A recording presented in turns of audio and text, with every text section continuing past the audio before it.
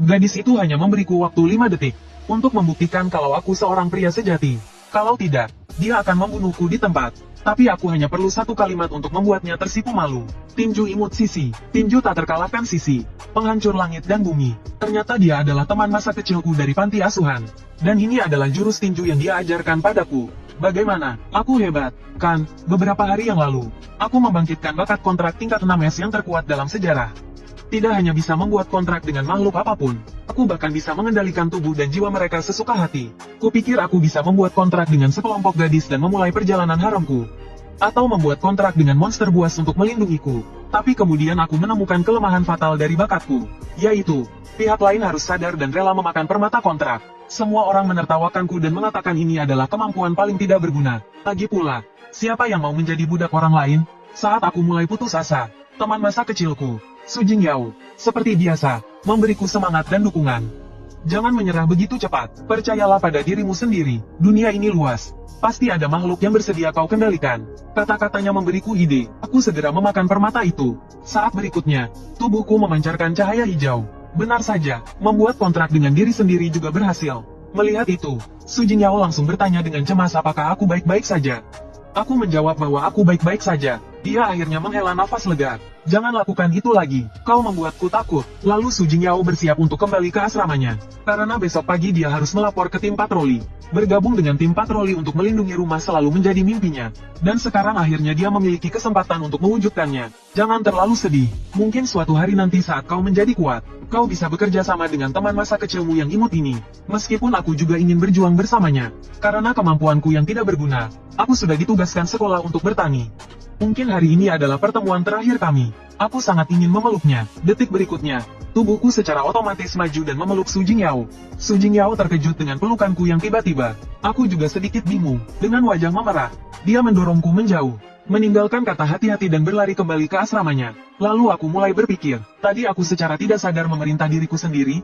Dengan rasa penasaran, aku mulai menguji sejauh mana aku bisa mengendalikan diriku. Pertama, terbang. Lalu, gerakan andalan kakakku, sandaran gunung besi. Setelah berlatih beberapa saat, sekarang aku bisa memastikan, aku hampir bisa membuat tubuhku melakukan gerakan apapun. Tapi dengan syarat tidak melampaui batas kemampuan manusia normal, seperti terbang atau berubah menjadi spesies lain. Selain itu, beberapa gerakan, meskipun belum pernah kulatih sebelumnya, bisa kulakukan dengan sempurna berdasarkan ingatan. Jadi secara teori, aku bisa menguasai semua ilmu bela diri hanya dengan sekali melihat. Tapi sekarang ada satu masalah lagi yang perlu kuuji. Tak lama kemudian, hari berikutnya tiba, aku terbangun dari tidurku, dan mendapati diriku di kantin. Dan seluruh tubuhku pegal-pegal, sepertinya berhasil. Sebelum tidur, aku memberi perintah untuk lari pagi jam 5. Seperti dugaanku, tubuh bisa menjalankan perintah meskipun otak tidak sadar. Tiba-tiba, sekitarku menjadi ramai. Ternyata Luo Xiu, primadona sekolah, datang. Kecantikannya yang luar biasa, segera menarik perhatian banyak siswa. Namun, saat aku menoleh, aku langsung ketakutan dan berkeringat dingin. Karena primadona sekolah yang kulihat adalah monster mutan raksasa. Dengan kulit manusia seorang gadis yang menempel di dahinya. Ia juga makan dengan lahap di depan semua orang. Tapi para siswa tampak tidak melihatnya. Dan masih tersenyum padanya. Luo Xiu, yang merasa ada yang aneh, menghampiriku dan bertanya, Zhang Ping, wajahmu tampak pucat. Apa kau sakit? Melihat itu, aku memaksakan diri untuk tenang. Lalu aku bilang kalau aku cuma mimpi buruk tadi malam dan kurang tidur. Aku juga beralasan ada kelas sebentar lagi dan kabur dari sana. Tapi monster mutan itu masih merasakan sedikit rasa takut. Apakah ini hanya perasaanku? Aku merenung setelah lolos dari maut. Kenapa ada monster mutan di sekolah? Apakah aku salah lihat? Kalau tidak, pasti ada yang menyadarinya. Saat aku ingin melapor hal ini ke guru, ternyata gurunya juga monster mutan berlapis kulit manusia, dan sedang memakan seorang siswi. Kejadian mengerikan ini membuatku lari terbirit-birit. Kejadian hari ini membuatku hancur. Apakah ini neraka dunia? Tapi setelah kupikir-pikir, aku bisa melihat monster mutan setelah menelan permata kontrak. Jadi aku menelan permata kontrak lagi.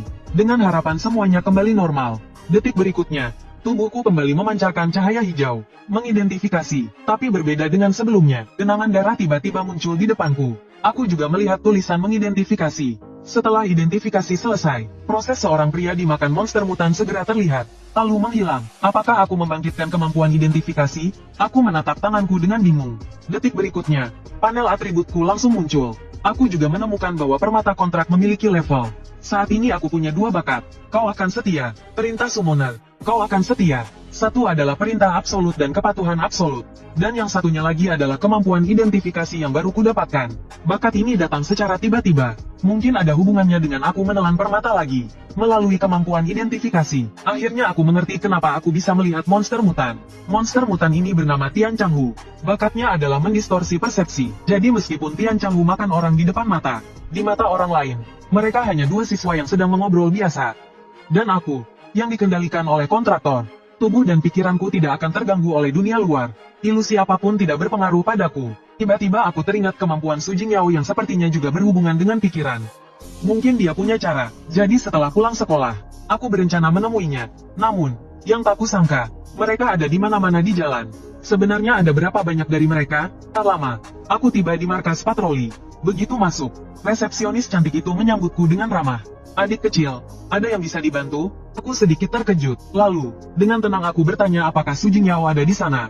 Aku ada urusan dengannya. Resepsionis rubah langit itu memintaku untuk menunggu sebentar. Tak lama, Su Jingyao keluar. Dia bertanya mengapa aku tiba-tiba datang. Aku bilang aku hanya sedikit khawatir dia tidak bisa beradaptasi. Jadi aku datang untuk melihatnya. Su Jingyao bilang dia baik-baik saja. Rekan-rekan satu timnya sangat perhatian padanya. Tapi ketika aku melihat rekan satu timnya, wajahku menjadi muram. Su Jingyao dengan semangat berkata, dia ingin menjadi lebih kuat di masa depan. Lalu membalas dendam pada binatang mutasi atas kematian orang tuanya. Oh iya, kami masih kekurangan orang. Bagaimana kalau aku merekomendasikanmu ke patroli? Aku segera menolak. Kemampuanku lebih cocok untuk bertani. Lalu aku berbalik dan mengucapkan selamat tinggal. Melihat kau sudah beradaptasi dengan baik, aku tidak akan mengganggumu lagi. Setelah mengatakan itu, aku pergi dari sana dengan perasaan kecewa dan sedih. Selamat tinggal, Su Jingyao. Setelah meninggalkan markas patroli, aku tidak bisa lagi menahan emosiku.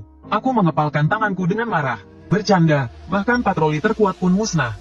Dan Su Jingyao, yang baru datang hari ini, juga tewas. Tiba-tiba aku berhenti. Pada saat itu aku akhirnya mengerti. Binatang mutasi telah menyusup ke seluruh kota.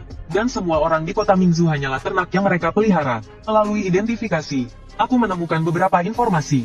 Aku menemukan bahwa rubah langit berbeda dari binatang mutasi biasa. Mereka sangat cerdas dan pandai menyamar. Target prioritas mereka sebagian besar adalah kebangkitan yang kuat, dan orang-orang dengan status sosial yang tinggi. Sisanya, orang biasa, hanyalah cadangan makanan mereka. Meskipun sebagian besar rubah langit berada di tingkat menengah dan tinggi, patroli, yang memiliki banyak kebangkitan tingkat tinggi, tidak dapat melawan mereka. Jadi pasti ada pemimpin tingkat yang lebih tinggi yang mengendalikan di balik layar. Dan yang membunuh Luo Xiyu kemungkinan besar adalah pemimpinnya. Firasatku mengatakan ia sangat kuat. Jika aku menggunakan identifikasi padanya, lokasiku akan segera terkunci. Jadi, kemungkinan besar ia adalah makhluk tingkat raja. Saat ini, konfrontasi langsung dengan rubah langit pasti berakibat fatal. Selanjutnya, aku harus bergegas untuk menjadi lebih kuat. Aku tidak bisa hanya diam saja menyaksikan orang-orang yang tidak bersalah mati. Seminggu berlalu dengan cepat. Beberapa hari ini aku terus berlatih sejak pagi. Levelku juga naik satu tingkat. Aku juga mencoba menghasilkan dan memakan permata setiap hari, berharap untuk mendapatkan bakat lagi. Tapi sejak kebangkitan identifikasi, permata yang dihasilkan semuanya tidak berwarna. Memakannya tidak berpengaruh, tapi permata hari ini berwarna lagi. Hanya saja warnanya terlihat tidak menggugah selera. Aku langsung menelannya, semoga kali ini ada efeknya. Saat berikutnya, tubuhku memancarkan cahaya yang menyilaukan. Kehadiranku berkurang drastis. Kecepatan gerakku meningkat pesat. Di panelku, ada bakat baru lagi. Nightwalker, memberiku penglihatan malam. Mungkinkah aku membangkitkan bakat baru setiap kali naik level? Bukankah itu berarti aku tak terkalahkan? Lalu aku bersiap untuk pergi berlatih. Aku tidak sabar untuk mencoba bakat baruku. Saat berlari, ku bisa merasakan penglihatanku lebih baik dari sebelumnya. Tiba-tiba, aku melihat sebuah cincin di tanah. Lalu aku mengambilnya dan mencoba mengidentifikasinya. Setelah beberapa kali gagal, akhirnya aku berhasil mengidentifikasi informasinya.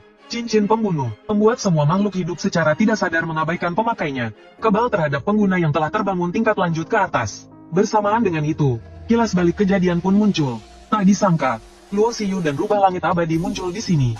Dan manusia bertopeng hitam di seberangnya pastilah pemilik cincin itu. Tapi di mata Luo Xiyu, dia pasti terlihat seperti manusia. Luo Xiyu adalah yatim piatu sejak kecil. Dan dengan kepribadiannya, dia tidak akan bermusuhan dengan siapapun. Maka hanya ada satu kemungkinan, ada orang lain di kota Mutiara yang diam-diam melawan monster-monster ini. Sayangnya, pria bertopeng ini juga bukan tandingan Luo Xiyu. Tiba-tiba, terdengar suara rubah langit abadi dari kejauhan.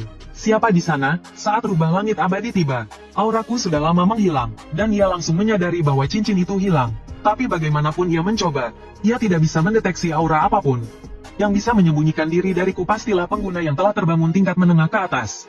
Harus segera memberitahu Yang Mulia Pangeran. Sepertinya mereka sengaja meninggalkan cincin itu di sana. Mengembalikannya sekarang malah akan lebih mencurigakan. Lebih baik aku simpan dulu untuk sementara waktu. Setelah kembali ke asrama, aku menyadari bahwa kekuatan tidak hanya terbatas pada kekuatan diri sendiri, tetapi perlengkapan juga penting. Tadi karena hari belum terang, ditambah dengan cincin pembunuh, keberadaanku benar-benar tersembunyi. Tiba-tiba, sebuah suara terdengar di kepalaku. Zhang Ping, cepat sembunyi. Mereka datang. Suara yang familiar ini, Su Jingyao. Detik berikutnya, Luo Xiyu dan Rubah Langit Abadi mendobrak masuk. Saat ini, yang terdengar hanyalah suara napasku. Luo Xiyu menatapku dengan senyum jahat, lalu dengan cepat mengangkat cakarnya untuk menyerangku. Tapi di saat-saat terakhir, ia berhenti, karena ia tidak merasakan sedikit pun fluktuasi emosi dariku. Jika aku adalah buronan, pasti aku akan melompat dan melawan. Dan ia juga tidak merasakan aura cincin itu. Maka ia memutuskan untuk tidak membunuhku. Tapi bawahan di sampingnya agak bingung. Yang Mulia Pangeran, mengapa Anda mengampuninya? Orang ini selalu lari pagi, tapi hari ini tidak pergi. Pasti ada sesuatu yang mencurigakan. Dan karena kita sudah di sini, bukankah lebih baik membunuhnya dan membawanya pulang untuk dijadikan camilan? Bukankah itu menyenangkan? Luo Xiyu menjawab, dia hanya sampah yang tidak berharga. Jangan buang-buang makanan. Mendengar itu, bawahannya tidak berani berkata apa-apa lagi. Setelah mereka pergi, aku baru tersadar. Untungnya, aku sudah memerintahkan diriku untuk tidur paksa, sehingga aku tidak menunjukkan kelemahan. Tapi sebelumnya aku seperti mendengar suara Su Jingyao. Apakah itu hanya halusinasiku? Tapi aku segera menenangkan diri. Lagi pula, yang terpenting sekarang adalah memanfaatkan waktu untuk menjadi lebih kuat dan membalaskan dendamnya. Saat makan siang di kantin, aku tiba-tiba mendengar teman-teman di sebelahku berdiskusi. Tim patroli menemukan mayat terpotong 2 di dekat sekolah hari ini. Dan mayat itu ternyata bintang kematian hitam, pembunuh bayaran terkenal dari kota Mutiara. Apa yang mereka bicarakan itu pria bertopeng tadi malam? Bahkan pembunuh bayaran nomor 1 bisa dibunuhnya dengan mudah. Kelihatannya kekuatan Luo Xiyu benar-benar tak terduga. Dengan mempublikasikan mayat ini, pasti ingin memperingatkan kekuatan yang melawan secara diam-diam. Mereka pasti akan lebih waspada dari sebelumnya. Aku harus segera mencari beberapa peralatan untuk pertahanan diri. Jadi, setelah kelas selesai, aku langsung pergi ke toko pandai besi. Namun, aku tidak menyangka, hampir semua toko pandai besi di kota dikendalikan oleh Rubah Langit Abadi. Tiba-tiba, panel memberitahu, keahlian identifikasiku telah naik level. Setelah upgrade, aku bisa mengidentifikasi nilai pertumbuhan seseorang.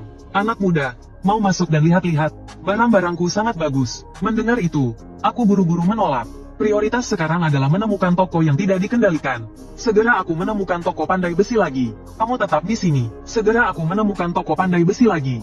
Kamu tetap di sini. Untungnya, kali ini aku mendengar suara manusia dari dalam. Kamu tetap di sini. Untungnya, kali ini aku mendengar suara manusia dari dalam. Di dalam toko, seorang pemuda sedang mempromosikan pedangnya. Pak Tua, jika Anda mau membelinya, saya akan memberikan diskon besar. Saya akan menjualnya dengan harga terendah. Harga terendah? Apa? Katamu. Penonton di depan layar semuanya tampan? Memang. Si rambut pirang langsung marah. Orang tua, jangan menolak tawaran baik. Saat mereka bertengkar, aku langsung merebut senjata itu dan mulai mengidentifikasinya. Kualitas biasa, senjata sampah yang tidak berguna. Melihat situasi ini, si rambut kuning langsung maju untuk merebut. Namun, siapa sangka, baru saja digenggam, langsung patah. Melihat rencananya terbongkar, si rambut kuning langsung naik pitam, langsung berubah menjadi mangki liar. Dan dengan sombong berkata, aku adalah murid langsung dari Master Ma di perguruan bela diri Singgi. Lihatlah jurus 5 pukulan petirku. Kecepatannya begitu tinggi hingga membentuk beberapa bayangan di sekitarnya. Namun, di detik berikutnya, aku menamparnya hingga kembali ke bentuk aslinya. Bayangan, ya, cukup menarik, tapi hanya sampai di situ saja. Si rambut kuning terkapar di tanah sambil terus berteriak, tidak adil. Aku lalu mengaktifkan mode identifikasi. Ternyata namanya adalah Liu Baoguo. Energi liar dan menggelegar yang dilepaskannya memiliki efek khusus yang kuat. Kalau saja aku tidak lengah dan menghindar. Anak muda, jadilah lebih waspada. Ketika aku membelakangi, si rambut kuning mencoba menyerang lagi. Namun, hasilnya tetap sama. Dia tumbang oleh satu pukulanku. Tiba-tiba, terdengar suara seorang gadis dari luar pintu. Kenapa toko ini begitu ramai? Tampaknya ada tamu penting yang datang. Apakah aku harus memutar kepalamu dan mengusirmu? Atau kau ingin merangkak keluar sendiri sekarang? Melihat itu, si rambut kuning langsung melarikan diri ketakutan. Ketika aku juga bersiap untuk kabur, dia malah langsung menyudutkanku ke dinding. Kita bicara. Hal ini membuatku sedikit berkeringat dingin. Tiba-tiba gadis itu mendekat, dan mengatakan bahwa ia seorang wanita lajang yang lemah, yang harus bekerja keras setiap hari untuk memenuhi kebutuhan hidup, dan juga merawat pamannya yang menjadi linglung karena kehilangan putrinya. Lihat kau sehat dan baik hati. Bagaimana kalau kau tinggal di sini dan menjadi pandai besi? Kau bisa merawat pamanku dan membantu menjaga toko. Tentu saja, makan dan tempat tinggal disediakan, plus gaji. Tawaran yang menarik itu membuatku sedikit tergoda. Jika aku belajar keterampilan menempa, mungkin aku bisa menghemat banyak uang. Dan toko ini sepertinya tidak dikendalikan oleh rubah langit abadi. Baiklah, aku harus menjadi raja pandai besi. Melihatku setuju, gadis itu langsung memberiku pelukan gemas. Sebaiknya aku bertahan hidup dari pelukannya dulu. Selama beberapa hari berikutnya, aku bekerja keras. Nyonya pemilik toko juga puas dengan kontrol kekuatanku. Lebih kuat lagi. Adik Zhangping. Tapi benda ini terasa seperti sedang menguleni adonan. Nyonya pemilik toko menjelaskan bahwa inilah teknik tempa uleni adonan yang diajarkan padaku. Seperti menguleni adonan, semua bahan harus tercampur rata. Kemudian dia pergi ke gudang untuk mengambil cetakan. Sudahlah, masukkan saja semuanya. Apinya mau padam. Namun, sedetik kemudian tungku tiba-tiba meledak.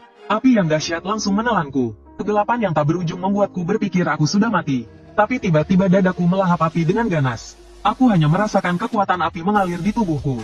Sedetik kemudian, semua api menghilang. Lihat itu, aku buru-buru memeriksa diriku sendiri. Nilai pertumbuhan di panel atributku tidak hanya meningkat, permata kontrak juga naik level.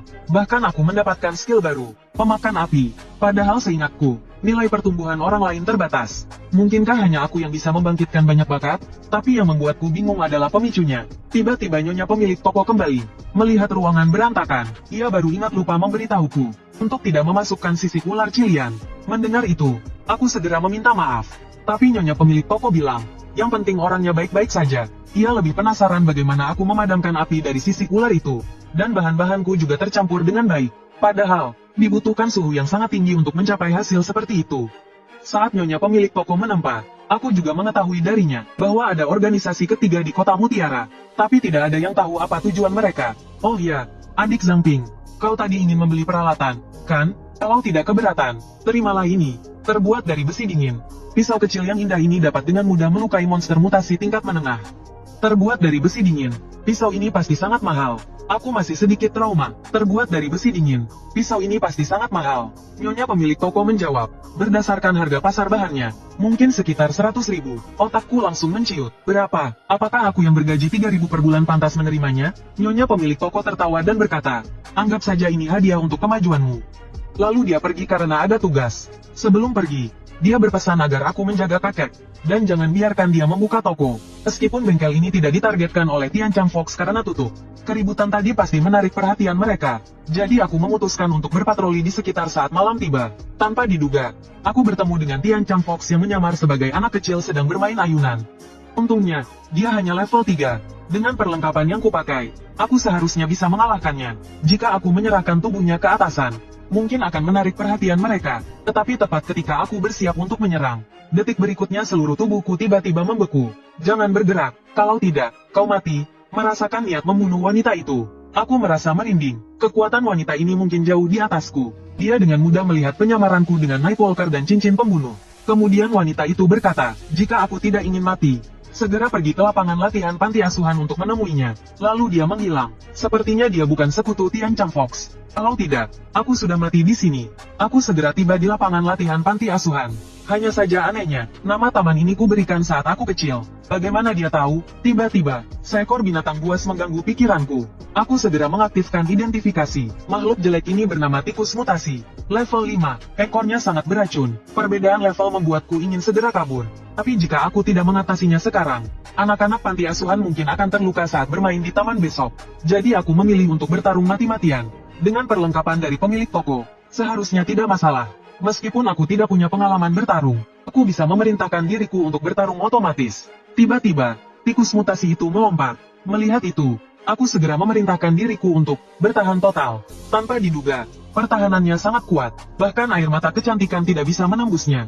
Sepertinya aku harus mengakalinya. Aku segera mendorongnya dan menjaga jarak. Namun, tikus mutasi itu tidak memberiku kesempatan untuk bernapas. Dan segera mengumpulkan racunnya, menembakkanku dengan brutal. Melihat itu, aku hanya bisa memerintahkan tubuhku untuk menghindar, seperti mengendalikan karakter dalam game. Pada saat yang sama, aku juga mengamati bahwa matanya adalah titik lemahnya. karena hanya bagian itu yang tidak tertutup pertahanan. Tapi dia menggulung dirinya menjadi bola. Agak sulit. Namun, aku segera menemukan cara. Ku memberi diriku perintah untuk menggunakan tinju mutiara terang yang kulihat di buku sejarah.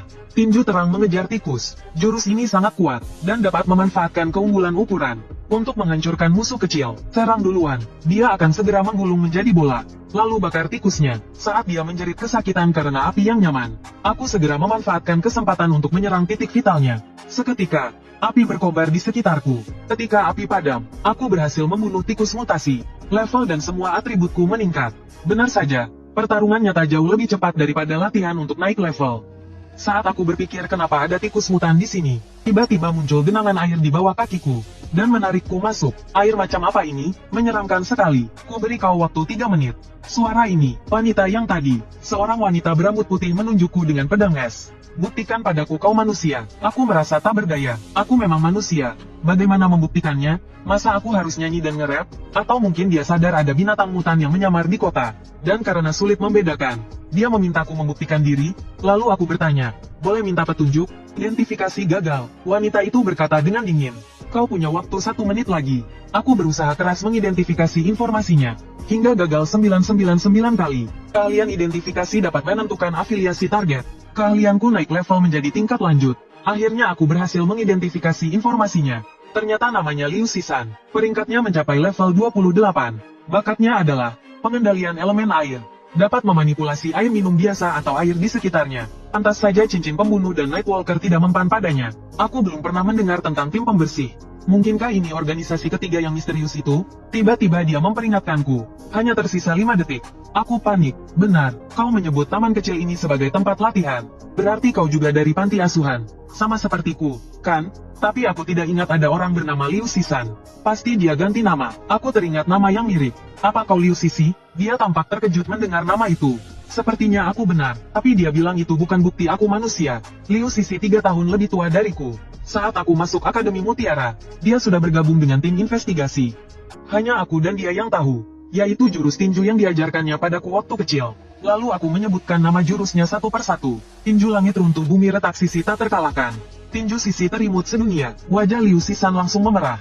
Aku tahu, sudah cukup. Lalu dia bertanya pertanyaan kedua. Menurut data akademi, kemampuanmu adalah kontrak permata. Karena tidak memenuhi syarat aktivasi, dinilai tidak berguna. Jadi, apa yang kau lakukan selama ini? Aku menjelaskan bahwa 2 minggu lalu, setelah memakan permata kontrak, aku menjadi binatang kontrak yang hanya bisa kukendalikan sendiri.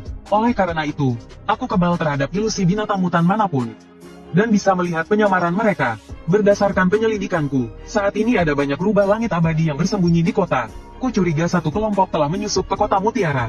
Kemampuan bawaan mereka adalah distorsi kognitif. Liu Shisan langsung memegangku dengan semangat. Apa katamu itu benar? Aku menceritakan tentang pemilik warung sarapan di Jalan Leye, pemilik toko furnitur, dan banyak rubah langit abadi lainnya. Bahkan gadis kecil yang kau cegah untuk kubunuh tadi juga salah satunya. Jika kau tidak percaya, kau bisa memeriksanya. Liu Shisan segera menghubungi rekan satu timnya, Jinbo. Menurutmu, informasi ini bisa dipercaya? Setelah mendengar itu, Jinbo berkata dia yakin bahwa tidak ada monster mutan bernama Tian Changhu yang pernah ditemukan di kota Mingzu. Namun, distorsi kognitif pernah muncul, dan cocok dengan deskripsi Zhang Ping. Aku sudah mengirim orang untuk menangkap 2 yang terbaru secara diam-diam. Mereka seharusnya segera kembali. Tiba-tiba, sebuah ledakan terjadi di belakang Jinbo. Ada apa? Anggota tim dengan cepat melaporkan. Ketua, pemilik kedai sarapan ini baru saja dibawa keluar kota. Lalu dia mengamuk, melepaskan diri, dan menyerang kami. Saat itu, istri pemilik kedai sarapan sudah berada di depan Jinbo. Melihat itu, Jinbo berteriak, "Hari mati!" Lalu, dia langsung meninju perut istri pemilik kedai sarapan. Istri pemilik kedai yang sudah tak bernyawa, dengan cepat berubah menjadi Tian Changhu. Jinbo segera memerintahkan, beritahu tim yang lain, untuk menangkap dan membunuh semua target yang baru saja disebutkan. Sementara itu, di akademi, Tian Changhu yang menyamar sebagai Luo Xiyu langsung menyadari bawahannya telah mati. Namun, dia tidak bisa menemukan siapa yang membunuhnya. Hal ini membuatnya sangat marah. Siapa yang bisa membunuh dengan cepat dan langsung menyembunyikan auranya? Siapa orang itu? Sementara itu, di ruang gelap, Liu Shisan akhirnya mempercayai semua yang kukatakan. Namun, yang belum pasti adalah, apakah kebetulan aku tiba-tiba memiliki kemampuan untuk melihat melalui ilusi Tian Changhu? Atau itu jebakan yang sengaja dibuat oleh musuh? Jadi, dia memutuskan untuk menjadikanku mata-mata terlebih dahulu. Dia akan melindungiku secara diam-diam untuk sementara waktu. Jika aku menemukan sesuatu, aku harus segera menghubunginya. Lalu, dia memberiku liontin giok. Liontin ini sepasang. Dia memegang giok hangat, sementara aku memegang giok dingin. Jika aku dalam bahaya, aku harus menutupi giok dingin dengan api. Giok hangat di tangannya akan menjadi panas, dan dia akan tahu aku dalam bahaya. Namun, untuk saat ini, dia menyarankanku untuk meningkatkan kekuatanku sendiri. Ku bilang aku juga ingin, tapi aku tidak mampu membayar biaya sekolahnya. Mendengar itu, Liu Shisan berkata dia akan membantuku mengajukan dana ke organisasi, dan memintaku untuk mencari perguruan bela diri yang cocok saat aku punya waktu. Keesokan paginya, ku mulai mencari perguruan bela diri di dekat sini. Tiba-tiba, aku melihat seorang gadis berambut merah muda membagikan selebaran. 500 koin Mingzu, 9.999 koin Mingzu. Gadis berambut merah muda itu dengan antusias mengatakan bahwa itu sangat berharga. Tinju Raja Binatang kami cukup terkenal di kota Mingzu. Jika kau tidak percaya, aku akan menunjukkannya padamu. Aku segera mulai belajar. Gadis itu memberitahuku bahwa tinju Raja Binatang memiliki 3 jurus. Jurus pertama, Cakar Harimau Hitam. Jurus kedua, Tornado menghancurkan tempat parkir. Jurus ketiga, Gagak Terbang. Kedengarannya sangat keren, hanya saja dia jelas belum mahir, dan tidak bisa menunjukkan kekuatan tinju Raja Binatang sepenuhnya. Tiba-tiba, 2 pria kekar datang. Siapa yang mengizinkan orang-orang dari perguruan tinju Raja Binatang membagikan selebaran di sini? Gadis itu dengan cepat berkata, bahwa dia tidak tahu dia tidak boleh membagikan selebaran di sini. Lalu, seorang pria berambut pirang juga datang. Dia berkata, tinju Raja Binatang, teknik bela diri murahan macam apa itu? Mereka malah menyuruh kami untuk belajar di sasana Singi Kuan mereka. Dan aku mengenali orang ini. Bukankah ini si kilat yang pernah kutampar sampai terbang? Si rambut kuning langsung naik pitam mendengarnya. Kesempatan bagus untuk balas dendam lama dan baru sekaligus. Ia langsung menyuruh beruang 1 dan beruang 2 untuk menghajarku. Gadis itu langsung melindungiku dengan tubuh mungilnya. Kalian tidak boleh mengganggunya. Melihat mereka semakin beringas, aku langsung mengaktifkan identifikasi. Ternyata bakat mereka adalah penguatan fisik dengan mengorbankan kecerdasan. Mereka sudah terlihat bodoh. Masih diturunkan lagi? Ini benar bakat? Namun, aku menemukan kejutan yang tak terduga. Gadis di depanku yang bernama Wang Jiemin ini memiliki nilai pertumbuhan hingga 7 bintang. Calon master di masa depan. Satu-satunya kekurangannya adalah kemampuan belajarnya yang sangat buruk. Aku pun meminta Wang Jiemin untuk minggir. Selanjutnya, lihat kemampuanku. Lagi pula, ini urusanku. Sekalian mencoba jurus tinju Raja Binatang yang baru kupelajari. Beruang 1 dan beruang 2 langsung menyerbuku. Namun, dengan mudah aku menghindar dan membalas serangan mereka satu persatu. Melihat itu, Liu Baoguo langsung mengeluarkan jurus kilat 5 serangan. Sebelum dia sempat menunjukkannya, aku langsung menyerangnya dengan tepat. Liu Baoguo langsung bersujud padaku. Setelah semuanya selesai, aku meminta Wang Jiemin mengantarku mendaftar ke sasana. Saat ini, Wang Jiemin sudah menjadi penggemar beratku.